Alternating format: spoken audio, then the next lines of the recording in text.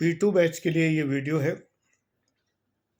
और अब free on air है, सभी को विजिबल है। सबसे बड़ा पाप इस जीवन में क्या होता है? त्रुटियां ही पाप होती हैं। सबसे बड़ी त्रुटि होती है अपना अधिकार जहां नहीं है वो कार्य करना। मैंने अपने जीवन में एक बहुत बड़ी त्रुटि की। एक परिवार था जिसको ईश्वर ने बहुत गरीब बनाया।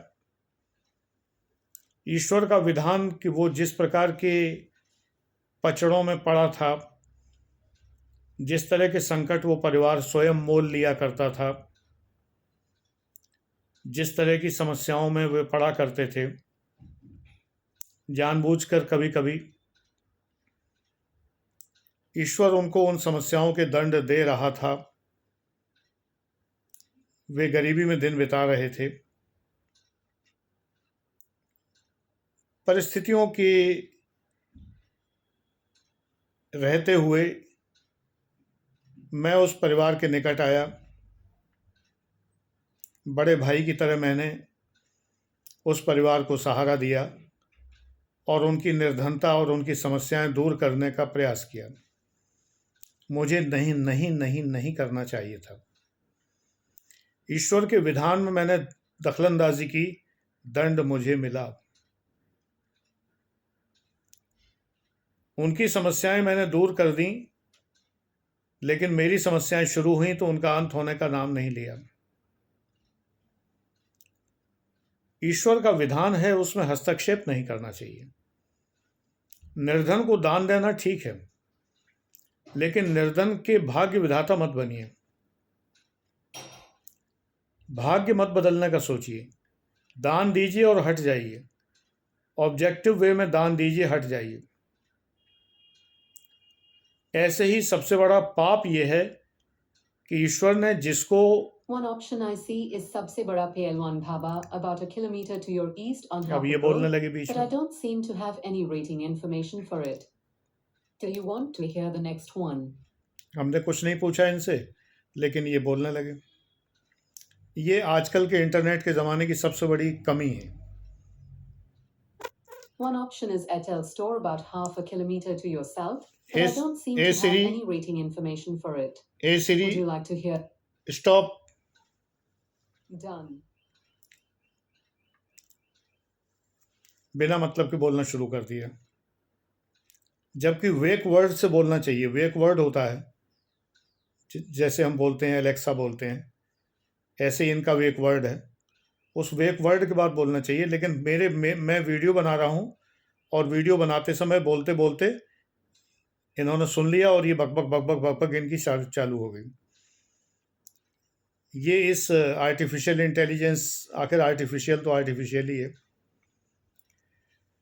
तो सबसे बड़ा पाप यह है कि हम जो ईश्वर का विधान है उसमें दखलंदाजी करते हैं। जैसे कि ईश्वर ने जीवन दिया है किसी को और हम जीवन छीनने लगे। इसीलिए भारतीय दंड संहिता इसको अपराध मानती है। आप अपना जीवन भी नहीं छीन सकते। ईश्वर ने आपको जीवन दिया है, अपने जीवन को भी आप नहीं छीन सकते। ईश्वर का विधान है। तो सबसे बड़ा पाप यह है कि जो ईश्वर का विधान है उसमें हस्तक्षेप करना। ये बात अलग है कि ईश्वर के विधान के अंतर्गत जो लोग दुख पा रहे हैं, कष्ट पा रहे हैं, उन्हें फौरी तौर पर टेम्परेरीली आप एक राहत दे सकते हैं, लेकिन बीड़ा मत उठा लीजिए उनके भाग्य विधाता बनने का। आप दूसरे ब्रह्मा नहीं हैं, दूसरे भाग्य विधाता मत बनिए। ब्रह्मा जी के अलावा, एक बार आपको याद हो, कहानी पढ़ी होगी कि किसी ने सृष्टि पैदा करने की सोची तो वो मक्खी मच्छर ही पैदा कर पाए, इससे ज़्यादा नहीं कर पाए। तो आप भी ये पाप ना करिए ईश्वर का जो विधान है उस विधान के अंतर्गत न किसी की जान लीजिए।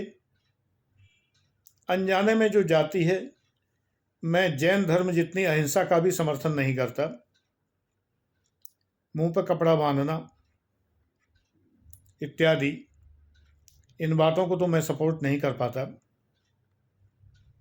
न मैं उसकी आलोचना करता हूं। किसी धर्म की मैं आलोचना नहीं करता, लेकिन इतना जरूर है कि फूल न तोड़िए, खिले रहने दीजिए। सृष्टि है, सुंदर लगे ज़्यादा अच्छा है। आपने तोड़ के घर में सजा लिए, मेरा सिद्धांत है, आप माने न माने कोई बात नहीं है, न इस पर कोई तर्क है न बहस है कि तो सब्जी क्यों खाते हैं, उनको भी खिला रहने दीजिए। मांसाहार तो मैं नहीं करता। जीव जंतुओं की हत्या करके खाना, ये तो राक्षसी कार्य लगता है मुझे। किसी जीवित जंतु को, जीव को मार देना अपने स्वाद के लिए, कैसा स्वाद है ये, हत्यारा स्वाद, ये भी बहुत बड़ा पाप है। फूल मुझे लगता है कि खिले हुए ज़्यादा सुंदर लगते हैं।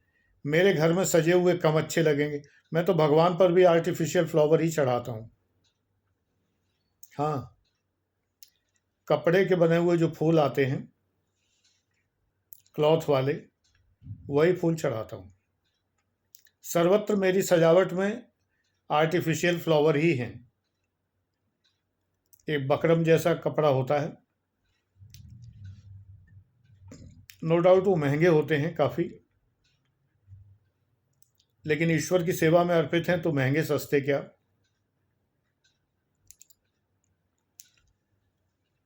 इसी प्रकार से ईश्वर ने एक विधान तय कर रखा है, उस विधान में प्रयास डालिए अपना, लेकिन विधान बदलने का प्रयास न करिए। अपना प्रयास डालना है।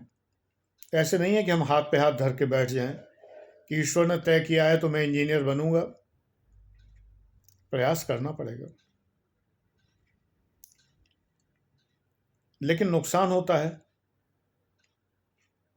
अनेक नैतिक प्रश्न खड़े हो जाते हैं यहाँ पर। मेरा एक मित्र था बीएससी में, वो सेकेंड ईयर, 2 साल का बीएससी होता था तब, सेकेंड ईयर में वो फेल हो गया। फर्स्ट ईयर में फेल हो गया। मैं सेकेंड ईयर में आ गया, वो फर्स्ट ईयर में था। फिर मैंने रोज़ उसको पढ़ाना शुरू किया। 1 घंटा मैं रोज़ उसको पढ़ाता था। पास भी हो गया वो, ठीक डिवीज़न से पास हो गया। मुझे तो टॉप करना था, मैंने टॉप किया। यहाँ पर मैंने उसका भाग्य बदलने का प्रयास नहीं किया, यहाँ पर मैंने उसकी सहायता की। वो अगर गलत संगत में पड़ा होता तो उसे गलत संगत से निकालना मेरा फर्ज होता। वो शराब पीने लगता तो मैं ये छोड़ नहीं सकता था कि उसको तो ईश्वर ने यही नियत किया है कि वो शराब पिए और शराबी बन के नालियों में लुढ़के, तो मैं उसको ना बचाऊं। नहीं, वो बचाना ठीक है, लेकिन मैंने जैसे एक अपने रिलेटिव का एग्जाम्पल दिया कि मैं उनका भाग्य विधाता बन गया। मैंने चुन चुन कर उनके जीवन में इतनी अच्छी बातें लाने का प्रयास किया कि उनका पूरा जीवन ही बदल जाए, जबकि वो लोग डिजर्व नहीं करते थे। वो स्वभाव से ठीक नहीं थे, विकेड फैमिली थी वो, जिसे कहते हैं ना बर्बाद परिवार। मैंने उसे गोद ले लिया, उस परिवार को, उनका बड़ा भाई बन गया, उनके बच्चों पे नियंत्रण करने लगा। बच्चे बहुत नापसंद करते थे नियंत्रण को। मैं चाहता था कि ये बन जाएं, अच्छे बन जाएं। मैं आईएएस पीसीएस बनाना चाहता था, वो डिजर्व नहीं करते थे क्लर्क बनना भी। नतीजा क्या हुआ? नुकसान मुझे हुआ, हानि मुझे हुई। तो जीवन में ये पाप न करिए, किसी का भाग्य मत बदलिए, सहायता करिए। दान दीजिए ठीक है, सहायता करिए ठीक है, किसी को गलत रास्ते पर चलने से रोकिए ठीक है, लेकिन न रोके तो मेरा बौद्ध सूत्र याद कर लीजिए, आपको अपने जीवन में सारा कार्य जो करना है, 4 बातें याद रखनी है।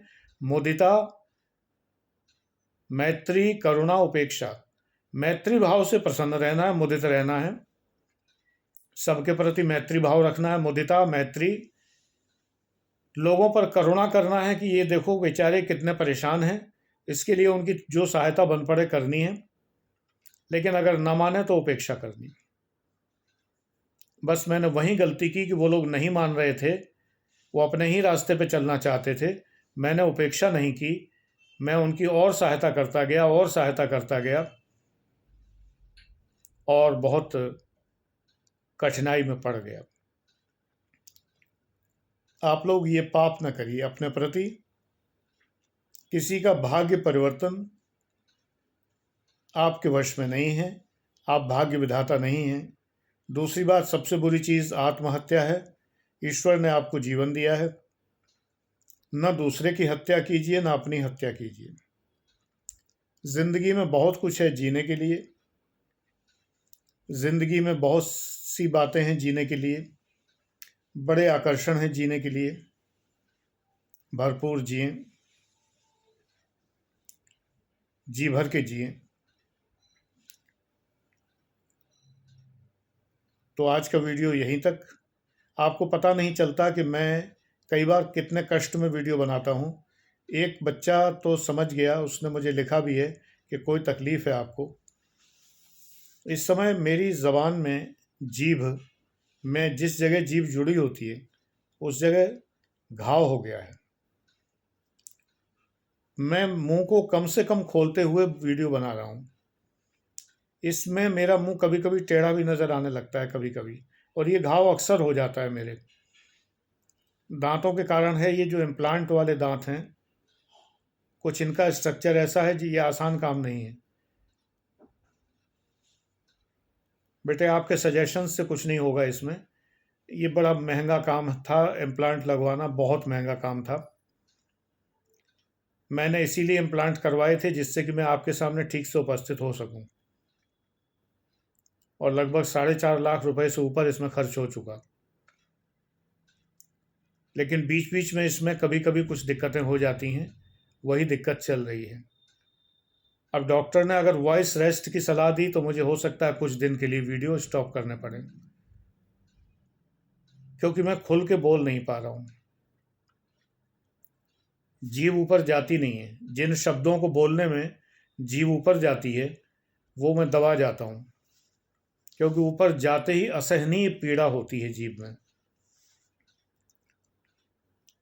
तो आप इस पर राय नहीं दे पाएंगे, क्योंकि ये डेंटिस्ट और इम्प्लांटोलॉजिस्ट का कार्य है, और उन्होंने तो बता दिया कि डेंचर नया लगवाइए, और इसके जो है वो अकेले डेंचर के ही 1.5 लाख रुपए लगेंगे, और ये होगा वो होगा। उनको पैसे से मतलब है, हर बात में पैसे से मतलब है, जो कि संभव नहीं है। कई बार ऐसा होता है कि वो संभव नहीं होता। अभी बहुत बड़ा समय नहीं हुआ है, 4.5 लाख रुपए खर्च हुए।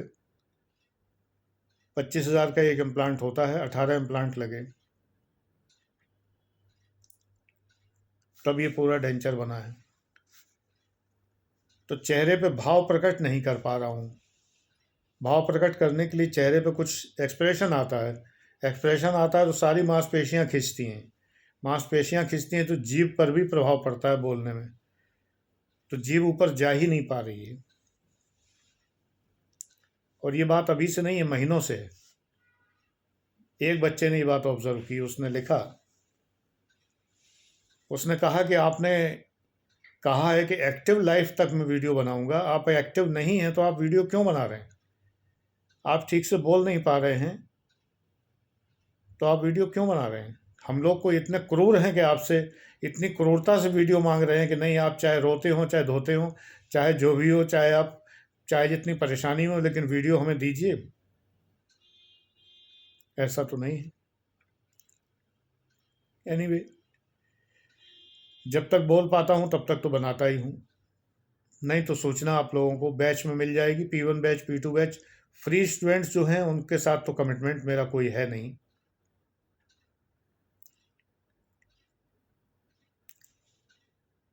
Thank you.